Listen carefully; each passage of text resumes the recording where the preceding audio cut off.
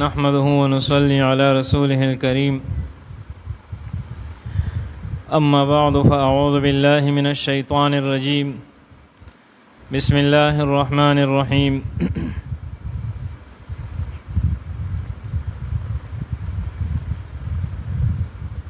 نحمده ونصلي على رسوله الكريم أما بعد فإن خير الحديث كتاب الله وخير الهدي هدي محمد صلى الله عليه وآله وسلم وشر الأمور محدثاتها وكل محدثة بدعة وكل بدعة ضلالة وكل ضلالة في النار. بسم الله الرحمن الرحيم. باب فضل من عال ابنته المردودة. دانوے باب منعقد کیگی امام بخاری رحمۃ اللہ علیہ پدی کتاب کی فضیلت بیانی دہغا چہغا کفالت او پرورش گئی دہغا لور خور چہغا دتا پکور باندی ناستوی یا ورطا رشترا نشی او یا خاوند وفات شی یا ورطا طلاق ورکڑی شی نور مختلف صورتونه کېدی شي چې یو انسان د خپل اهل و عیال سره د داسې خور چې هغه د ده په ذمه باندې ناسته ده او د هغې کفالت او پرورش کوي یا د داسې لور نو د هغې فضیلت بیانوي. فرمایي چې وبه قال حدثنا عبد الله بن صالح قال حدثني موسى بن علي عن أبيه أن النبي صلى الله عليه وآله وسلم قال لسراقة بن جعشم محبوب رسول اللہ مبارک صلی اللہ علیہ وآلہ وسلم دی صحابی تو فرمائل الا ادلک علی اعظم الصدقۃ زتا تا انخائم پټول کې لوی صدقه پټول کې لوی خیرات او لوی صدقه او من اعظم الصدقۃ یا زتا تا انخائم د ټول لوی پټول کې لوی صدقې نه چې داغه صدقه د ټول نه لوی صدقې. قال بلا یا رسول الله دی صحابی وی چې ولنه اے د الله رسول صلی الله علیه و آله وسلم. نو قال ابنتک مردودة الیک دستا هغه لور خور چې هغه تا ته واپس کړی شوي دستا په ذمه باندې ناسته وي لیس لها کاسب غیرک چې دستانه بغیر بل څوک د هغې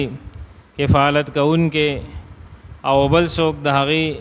باندې خرچه کوونکې نه وي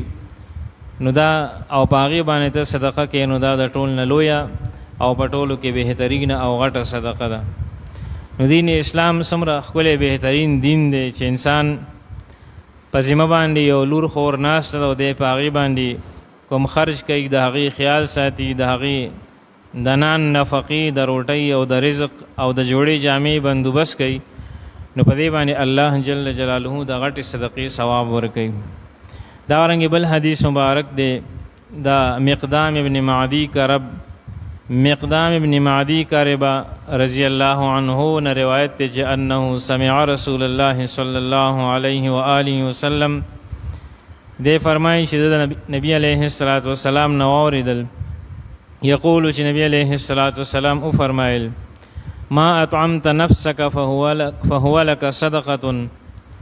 هغه طعام چې هغه ته په خپل ځان د پاره استعمالي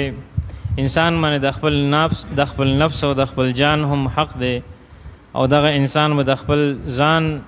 او د نفقې او د طعام به هم بندوبست کوي. انسان چې په خپل ځان باندې کوم خرج کوي د خپل خوراک د پاره د خپل څښاک د پاره نو فرمایي چې فهو لک صدقۃ نو هغه د ستا د پاره صدقه ده. وما اطعمت ولدک فهو لک صدقۃ او هغه خوراک او هغه طعام چې هغه ته په خپل اولاد باندې کې نو هغه هم پتا باندې هغه هم د ستا دپاره صدقه ده. انسان چې په خپل اهل و عیال باندې کوم خرج کوي نو په هغې کې انسان په عملنامه کې د صدقې او د خیر خیرات ثواب لیکلی شي. وما اطعمت زوجک فهو لک صدقۃ او هغه چې ته کوم خوراک کې او څښاک کې په خپله بیبي باندې نو هغه هم د ستا دپاره صدقه ده.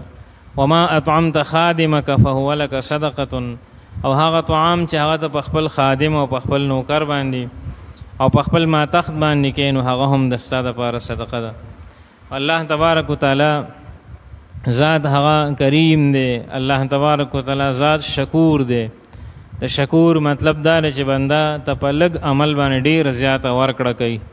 انسان باندې د خپل اهل و عیال اسم حق دی، د خپل بچو، د بال بچو، د بیبي، او نو په هغې باندې انسان ته الله تبارک وتعالی چې دی کوم خرج کوي، الله تعالی پې د صدقې ثواب ورکوي.